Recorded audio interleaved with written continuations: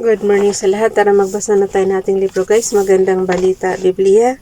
Today is 04 June 2024. Nandito tayo sa aklat ng Jeremiah chapter 4. Isang panawagan upang magsisi.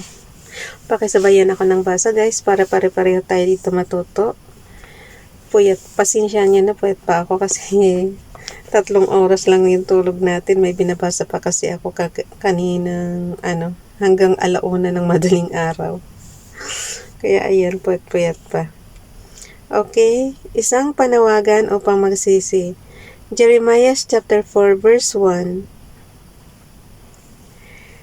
Ganito ang sabi ni Yahweh, mga taga-Israel, kung kayo'y manunumbalik at lalapit kayo sa akin, kung inyong tatalikuran ang Diyos-Diyosan at mananatili kayong tapat sa akin, verse 2, magiging totoo at makatwiran ang inyong panunumpa sa aking pangalan dahil dito'y hihilingin ng lahat ng bansa na sila'y aking pagpalain at pupurihin naman nila ako. Verse 3, ganito naman ang sabi ni Yahweh sa mga taga-Juda at sa mga naninirahan sa Jerusalem, bungkalin ninyong muli ang napabayaang lupa, huwag ninyong ihasik ang binhi sa gitna ng dawagan. Verse 4, tuparin ninyo ang inyong pangako sa akin at italaga ang inyong buhay sa paglilingkod. Kung hindi, sisiklab ang aking puot dahil sa inyong mga nagawang kasamaan. Binantaang sakupin ang Juda. Jeremiah chapter 4 verse 5. Hipan ang trompeta sa buong lupain, isigaw ng malinaw at malakas. Mga taga-Juda at taga-Jerusalem, magsipaso kayo sa inyong mga kublihang lungsod. Verse 6, ituro ang daang patungo sa Zion, magtago na kayo at huwag magpaliban. Mula sa ilagay, magpapadala si Yahweh ng lagim at pagkawasak. Verse 7, parang liyong lumitaw ang magwawasak ng mga bansa. Lumakad na siya upang wasakin ang Juda. Ang mga lungsod nito ay duduruging lahat at wala nang maninirahan doon. Verse 8, magsuot kayo ng damit na panluksa, lumuha kayo at manangis sapagkat ang puot ni Yahweh sa Juda hindi makakalimutan. Jeremiah chapter 4 verse 9. Ang sabi ni Yahweh sa araw na iyon, masisiraan ng loob at matatakot ang mga hari at mga pinuno, ang mga pari ay masisindak at magugulat ang mga propeta. Verse 10, pagkatapos ay sinabi ko, Panginoong Yahweh, nilinlang ninyo ang mga taga-Jerusalem. Sinabi ninyong iiral ang kapayapaan, ngunit ngayon isang tabak ang nakaamba sa kanila.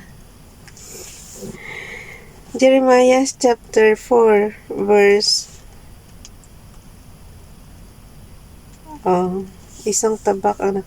verse 11 na tayo guys. Jeremiah chapter 4 verse 11. Sa panahong iyon ay sasabihin sa mga taga-Jerusalem, umihip mula sa disyerto ang nakakapasong hangin patungo sa kaawa-awa kong bayan, hindi upang linisin silang tulad ng trigo kung pinahahanginan.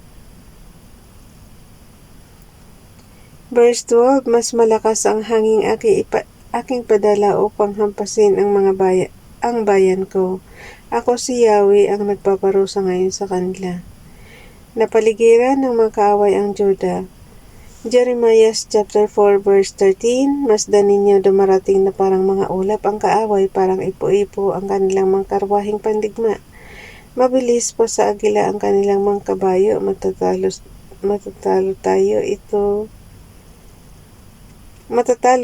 ito na ang ating wakas. Verse 14, talikdan mo na Jerusalem ang iyong mga kasalanan upang maligtas ka, hanggang kailan ka mag-iisip ng masama.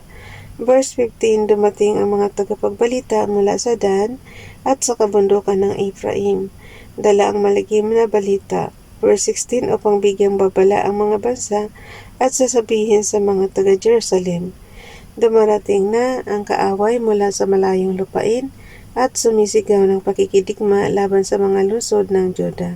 Verse 17, paliligiran nila ang Jerusalem, parang bukid na ligid ng mga bantay. sapagkat ng mga taga roon ay naghimagsik laban kay Yahweh. Verse 18, ikaw na rin, Juda, ang dapat sisihin sa parusang darating sa iyo dahil sa iyong mga kasalanan. Tatago sa iyong buong katawan ang paghihirap ng iyong puso. Nagdalamhati si Jeremias dahil sa kanyang mga kababayan. Jeremias chapter 4 verse 19. Ang hapdi ay hindi ko halos matagalan, kumakabog ang aking dibdib. Hindi ako mapalagay, naririnig ko ang tunog ng mga trompeta at ang sigaw ng digmaan. Verse 20 na guys. Sunod-sunod ang mga kapahamakang dumarating sa bayan, bigla na lamang bumabagsak ang aming mga tolda at napupunit ang mga tabing. Verse 21.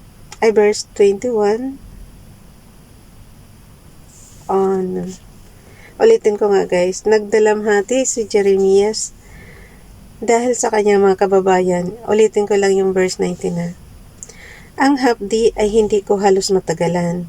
Kumakabog ang aking dibdib. Hindi ako mapalagay. Naririnig ko ang tunog ng mga trompeta at ang sigaw ng digmaan. Verse 20. Kaya guys, huwag talaga tayong sa digmaan. Walang magandang idudulot yung digmaan guys. So hanggat maaari, Father God, iiwas mo kami sa ganyang klaseng away. Ang pangit kasi. Ang daming nasisira guys eh. Okay, verse 20. Sunod-sunod ang mga kapahamakang dumarating sa bayan, bigla na lamang bumabagsak ang aming tolda at napupunit ang mga tabing. Verse 21, hanggang kailan magtatagal? Nung araw guys, nung panahon ni Moises, puro tolda lang sila kasi sila paratis lang naglalakbay. So pag magpermanent sila imagine nyo na lang pag nagpermanent sila ng bahay na bato, masasayang lang kasi lagi silang naglalakbay. Okay, verse 21. Tingnan mo yung verse 20. Sunod-sunod ang mga kapahamakan dumarating sa bayan, bigla na lamang bumabagsak ang aming mga tolda at napupunit ang mga tabing. Sa generation natin ngayon guys, bihira na yung ganyan ang bahay kasi ngayon talaga puro bato na. Tapos sasabihin nila mahirap daw ang tao ngayon. Pag bato ang bahay mo, siyempre hindi ka mahirap. Verse 21. Sila nga tolda lang noong araw. Okay, verse 21. Hanggang kailan magtatagal ang paglalaban at maririnig ang tunog ng mga trompeta? Verse 22. At sinabi ni Yahweh, napakahangal ng aking bayan, hindi nila ako nakikilala. Tulad nila yung mga batang wala pang pangunawa. Sanay sila sa paggawa ng masama, ngunit bigo sa paggawa ng mabuti. Ang pangitain ni Jeremias tungkol sa darating na pagkawasak. Jeremias chapter 4 verse 23, pagkatapos ay tiningnan ko ang daigdig, wala itong hugis o anumang kaanyuan. Guys, daigdig ibig sabihin buong daigdig. Okay, verse 23, pagkatapos ay tiningnan ko ang daigdig, wala itong hugis o anumang kaanyuan, at sa langit ay walang anumang tanglaw. Verse 24, tumingin ako sa mga bundok at mga burol, ang mga ito'y nayayanig dahil sa lindol. Verse 25, wala akong makitang tao, wala kahit isa. Pati mga ibon ay nagliparan na. Verse 26, ang masaganang lupain ay naging disyerto, wasak ang mga lungsod nito dahil sa matinding puot ng Diyos. Verse 27, sinabi ni Yahweh, masasalanta ang buong lupain, ngunit hindi ko lubosang wawasakin. Verse 28, napaka-komplikado naman kasi talaga, Father God. Biro mo, ibinigay mo sa kanila yung lupang pangako sa mga ancestors guys. Tapos wawasakin lang. Parang nagsayang lang ng si Father God, ng effort, di ba? Pag binasa mo kasi, pag iniintindi mo, napaka-komplikado. Okay, verse 27 ulit tayo. Jeremiah chapter 4 verse 27. Sinabi ni Yahweh, masasalanta ang buong lupain, ngunit hindi ko lubusang wawasakin. Verse 28, magluluksa ang sanlibutan, magdidilim ang kalangitan. Sinabi ni Yahweh ang ganito, At ang isip niya ay di magbabago na kapag pasya na siya at hindi na magbabago pa. Verse 29, sa yabag ng mga ngabayo at mamamana, magtatakbuhan ang lahat. Ang ilan ay magtatago sa gubat, ang iba na may sa kabatuhan aakyat. Lilisanin ng lahat ang kabayanan at walang matitira isa man. Verse 30, yung mga mandirigma noon araw guys nakasakay sa kabayo. Ngayon hindi na uso yan. Iba na ang sa generation natin ngayon, iba na iba na ang mode of, alam nyo na, basta wala kang nag-ano makikitang kabayo. Ngayon pa nga lang, malayo pa lang na na nila yung alam mo yung mga iba na ang weapon ngayon. Hindi na katulad noon ng mga tabak pa lang, katulad niyan, mga sumasakay ko sa kabayo, hindi na uso ngayon yan.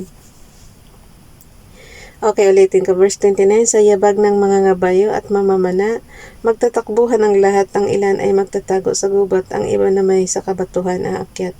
Lilisanin ng lahat ang kabayanan at walang matitira isa man. Verse 30, Jerusalem, ikaw ay hinatulan na, bakit nakadamit ka pa ng matingkad na pula? Ano't nagsusuot ka pa ng mga alahas at ang mga mata mo'y may pintang pampaganda? Pagpapaganda mo'y wala ng saysay, itinakwil ka na ng iyong mga kasintahan at balak ka pa nilang patayin. Verse 31, Jeremiah chapter 4 verse 31, narinig ko ang daing gaya ng babaeng malapit ng manganak. Ito ang taghoy ng naghihingalong Jerusalem na nakadipa ang mga kamay. Ito na ang wakas ko, haya na sila upang patayin ako. Bukas na yung chapter 5 guys. Okay.